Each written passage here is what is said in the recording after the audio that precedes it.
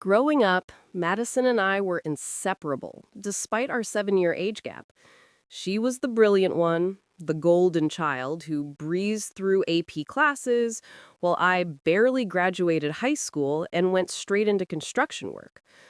When she announced at 21 that she wanted to become a pediatric surgeon, our parents had already passed away, and I became her only support system. I remember sitting at our kitchen table, looking at the acceptance letter from a prestigious medical school, and seeing tears of joy in her eyes. The tuition was staggering, nearly $40,000 per year, but I didn't hesitate. I told her I'd make it work somehow, that her dream was worth any sacrifice. I picked up a second job doing overnight security at a warehouse, working from 6 p.m. to 2 a.m., then heading to construction sites at 7. My wife Sarah understood, though I saw the worry in her face when I'd come home exhausted, barely present for our infant daughter Emma. The first year, I sent Madison monthly payments totaling $42,000, draining my savings and maxing out 2 credit cards. She called me every Sunday, describing her classes with such vivid detail that I felt like I was there with her. She'd talk about anatomy lectures, the overwhelming amount of memorization, the pressure of maintaining her grades. Sometimes she'd cry about how hard it was, how she questioned whether she could handle it. And I'd spend an hour encouraging her, reminding her why she'd chosen this path.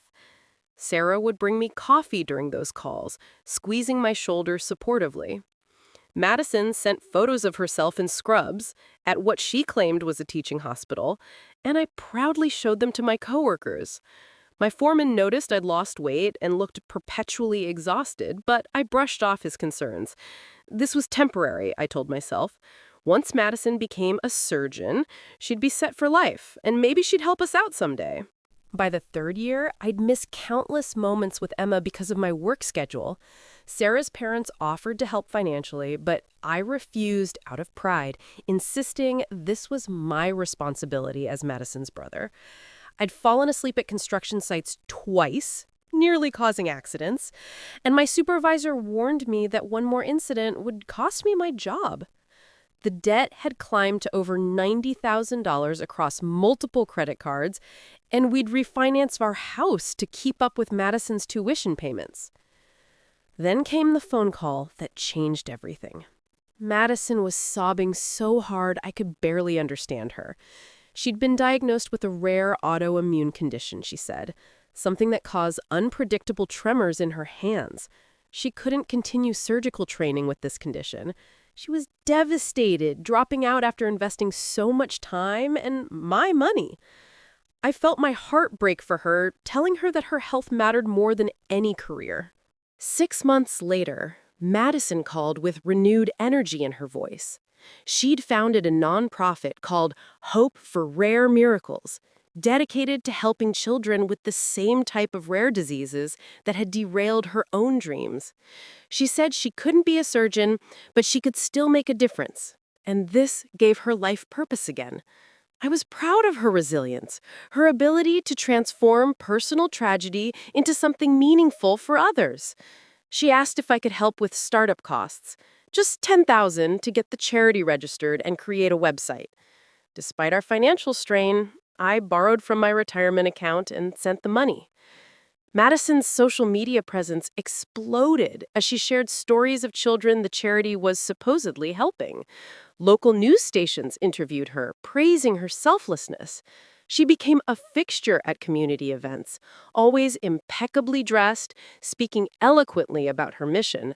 I watched these interviews during my lunch breaks, feeling a complex mixture of pride and exhaustion. The charity's fundraising grew exponentially, and Madison reported raising over $200,000 in just 3 years. She posted photos from awareness events, always surrounded by grateful families and community leaders. Meanwhile, Sarah and I were drowning financially, our credit destroyed, facing potential foreclosure. I developed chronic back pain from overwork and couldn't afford proper medical care. Emma was 7 now, and I'd missed her school plays, her birthday parties, her first soccer game, all because I was working to pay off the debt I'd accumulated for Madison's education. My wife never complained directly, but I saw the resentment building in her eyes when I chose overtime shifts over family dinners. My friends from high school had stopped inviting me places because I always declined, too exhausted or too broke to participate. I'd become a ghost in my own life, existing only to work and sleep, while Madison's star continued to rise in our hometown. Everything shattered on a Tuesday afternoon when I received a LinkedIn message from someone claiming to be Madison's medical school classmate. The message was brief, but devastating. They'd never heard of Madison Carter at all. And after checking with the registrar's office, confirmed she'd never enrolled at all. My hands shook as I read it 3 times, trying to make sense of the words. I initially dismissed it as mistaken identity, but something gnawed at me. I called the medical school's admissions office directly, and after some persistence, they confirmed what the message had stated. Madison Carter had been accepted, but never matriculated, never paid tuition, never attended a single class. The woman I'd sacrificed everything for had lied about the entire 5 years. I sat in my truck in the parking lot, unable to drive, unable to think, feeling like the ground had opened beneath me. That night, I didn't tell Sarah immediately. I needed to understand the full scope of the deception first. I hired a private investigator using money I didn't have, desperate for answers. Within 2 weeks, he delivered a comprehensive report that made me physically ill. The charity was registered, but its financial records showed a disturbing pattern. Large deposits from fundraising events were quickly transferred to personal accounts, then used for luxury purchases.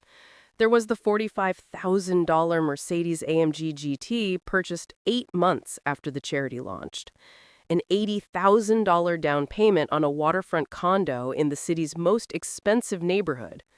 Regular transfers to high-end retailers, spa services, and a trip to Monaco that cost $12,000. The charity had helped exactly 0 children with rare diseases. It existed solely to fund Madison's lifestyle, while she played the role of selfless humanitarian. The investigator found Madison's private Instagram account filled with photos of designer clothes, expensive restaurants, and luxury vacations, all carefully hidden from her public persona. I felt something break inside me that couldn't be repaired, a fundamental trust in human decency that I'd always maintained despite life's hardships. When I learned Madison was receiving the city's Humanitarian of the Year award, something crystallized in my mind. For weeks, I debated whether to confront her privately or expose her publicly, and Sarah surprisingly advocated for the latter.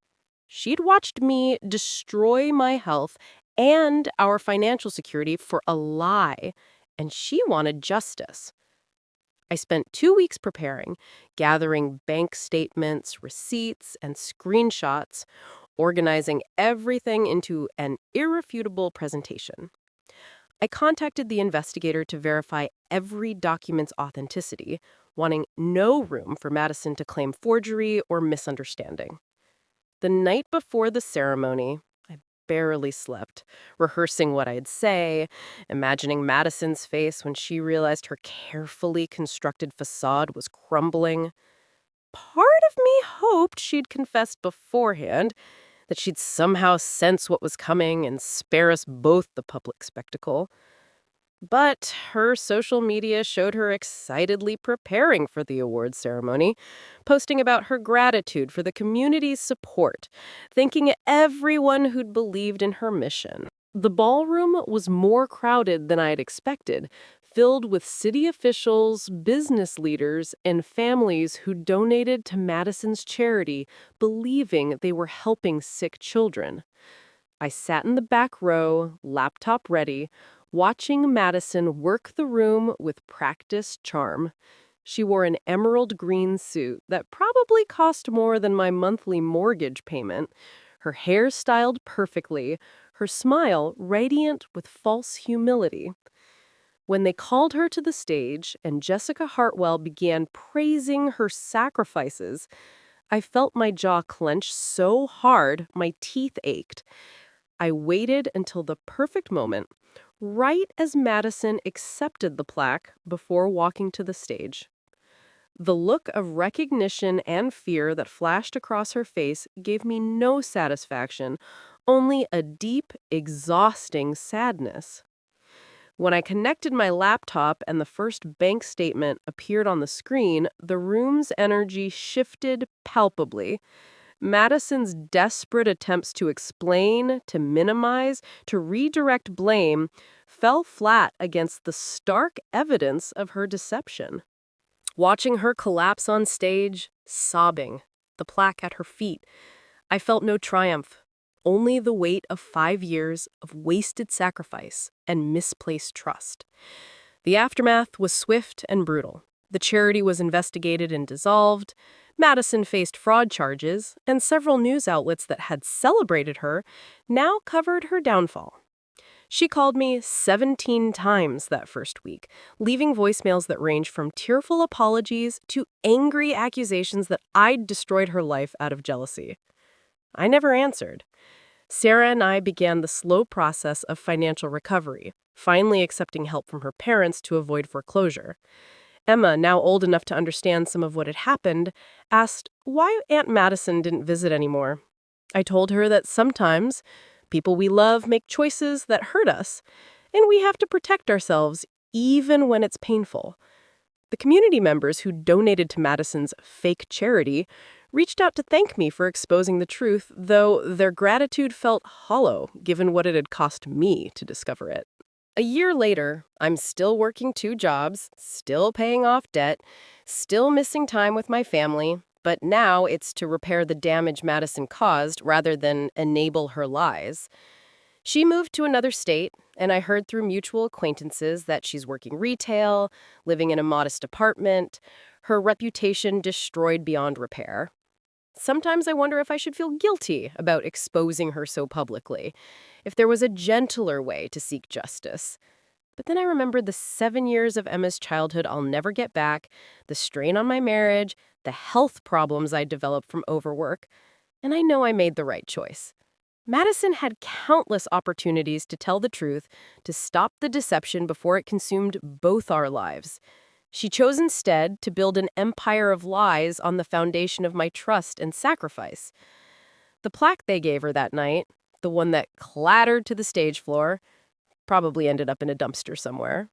But the real award, the one I gave myself by finally standing up and demanding the truth, is something far more valuable than any piece of engraved wood could ever be.